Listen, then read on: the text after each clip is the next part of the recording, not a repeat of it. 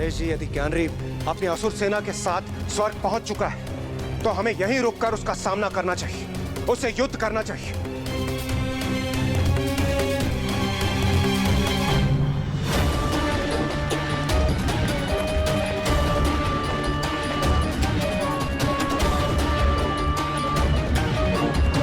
देवराजेंद्र, इसका सदैव स्मरण रखिए कि आज के पूर्व भी अनेकों असुर स्वर्ग पर आक्रमण कर यहाँ अपना अधिकार स्थापित कर चुके हैं, किंतु अंततः उनकी पराजय ही होती रही है, क्योंकि दुष्टता और बुराई का अंत होना तो निश्चित ही है।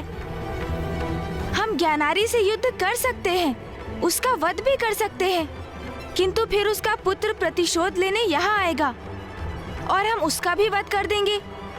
फिर उसका पुत्र आएगा और ये श्रृंखला फिर निरंतर चलती रहेगी। देवराजेंद्र, इंद्रदेव, स्वर्गलोक को असुरक्षित छोड़कर यहाँ से पलायन करने की इच्छा मेरी भी नहीं है, किंतु गणेश जी का कथन भी सर्वथा उचित है। घृणा और शत्रुता का अंत युद्ध से नहीं होगा। गणेश जी ने एक योजना निर्धारित की है, हमें उसका अनुसरण करना चाहिए। देवराज इंद्र, देखो कौन आया है तुमसे भेंट करने। मैं असुरराज ज्ञानारी।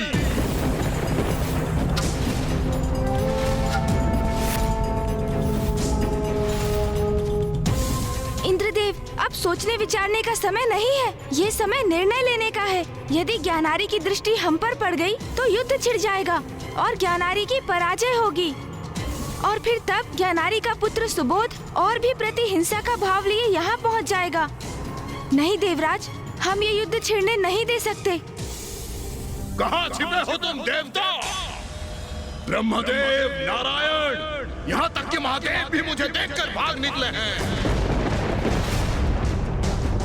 मुझे नहीं ज्ञान था तुम देवता मुझसे इतने आतंकित हो।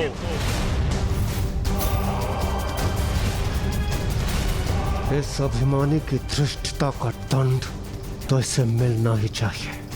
देवगण, यही समय है, अभी अदृश्य होना पड़ेगा आप सभी को।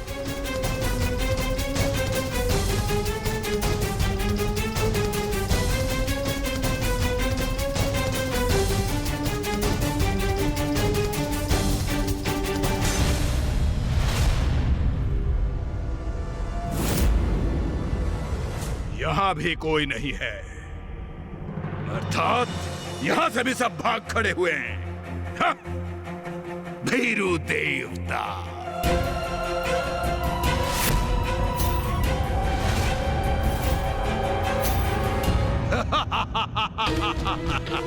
ये तो गणेश जी का आदेश है, अन्यथा इसकी इस उद्दंडता का उचित दंड मैं अवश्य देता।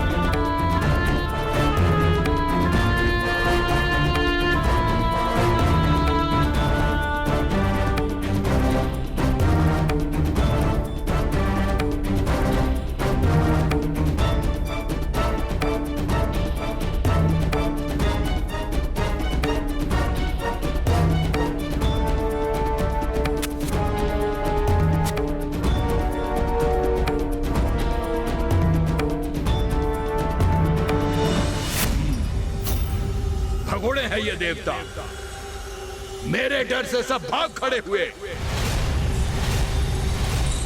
देखिए पिताश्री, मैंने अपना प्रतिशोध पूर्ण किया।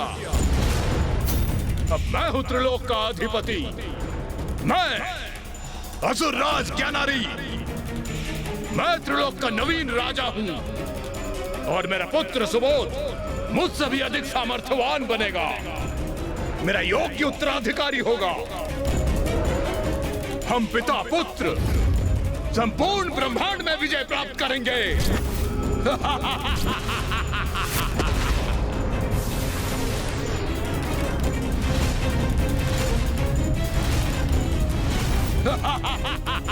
असुर महाराज ज्ञानारी की, असुर महाराज ज्ञानारी की, असुर महाराज ज्ञानारी की, असुर महाराज ज्ञानारी की। व्यथित ना हो, सब कुशल होगा देवगणों। अब हमें यहाँ से प्रस्थान करना चाहिए। चलिए।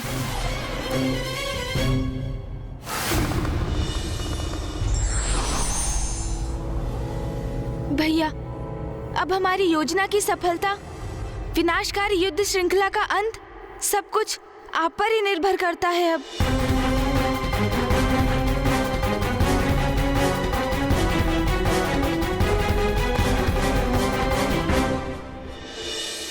गुरुदेव, क्या अब मैं आपसे अपना प्रश्न पूछ सकता हूँ? हाँ पुत्र, अवश्य पूछ सकते हो। तो मेरी इस उत्सुकता को शांत करने की कृपा कीजिए गुरुदेव।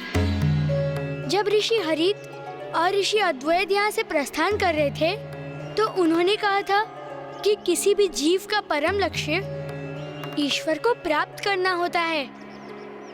कौन है वो ईश्वर? पुत्र, ईश्वर तो निर्गुण है, सर्वव्यापी है, पंचभूतों में है, सूर्य में है, चंद्र में है, सभी पुष्पों में भी वही है और सभी चराचर जीवों में भी है।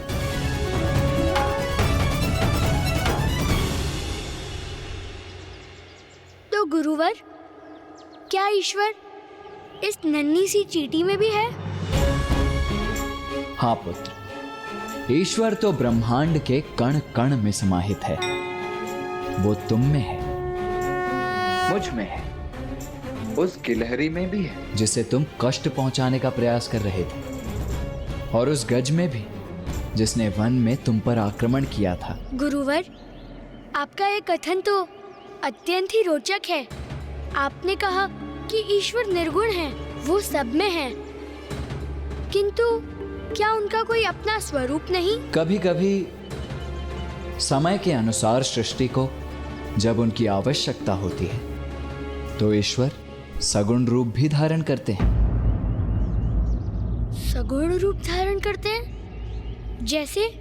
जैसे उनका सबसे सुंदर, सबसे मनमोहक और अद्भुत रूप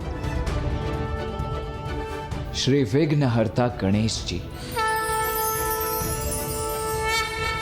गणेश जी कौन है वो, और वो कैसे दिखते हैं? अर्धनारीश्वर रूप में आदि शक्ति एवं महादेव प्रकट होते हैं, जो समस्त सृष्टि के कारक एवं कारण है। उनके इस रूप का अर्थ है, ईश्वर ना तो मात्र स्त्री शक्ति है और ना ही मात्र पुरुष शक्ति, अपितु वो उनसे भी सर्वोच्च है, जिनका कोई लिंग या आकार नहीं होता, और उन्हीं निराकार परम ब्रह्म के स्वरूप है विघ्नहर्ता श्री गणेश। गणेश जी के नेत्रों में अद्भुत चमक है, उनके मस्तक पर शुभ्र कांति है, और उनकी अति सुंदर सूंड भी है। उनका रूप, उनका सौंदर्य मनमोहक, अतुलनीय है। गणेश प्रथम पूज्य देव हैं, जिसका अर्थ है किसी भी पूजा में सर्वप्रथम उनकी ही पूजा होगी। वो बुद्धि के देवता हैं और देवताओं के रक्षक भी। वो सहज भक्ति भाव से ही प्रसन्न भी हो जाते हैं। प्रथम पूज्य होने के पश्चात भी वो बहुत ही नटखट भी हैं। वास्तव में वो तो एक बालक ही हैं। गुरुवर, मैं भी गणेश जी को देखना चाहता हूँ, उनके दर्शन करने को इच्छुक हूँ। अवश्य पुत्र,